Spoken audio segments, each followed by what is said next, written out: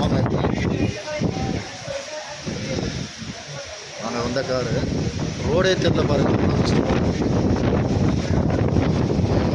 அப்பா செம்ம ஆள் தள்ளிடும் போல இருக்கு. ஃபார்ம் ஆகிருக்கு பாருங்கள் பயங்கரமாக. எங்களுக்கு முன்னாடி ஒரு வேன் வந்து அவங்க கொஞ்சம் விசிட் பண்ணிட்டு போகிறாங்க அந்த இடத்த. இது ஃபுல்லாக அந்த காற்று பயங்கரமாக அடிக்குது. நம்மளே தள்ளி விட்ரும் போல இருக்குது, அந்தளவுக்கு காற்று அடிக்குது.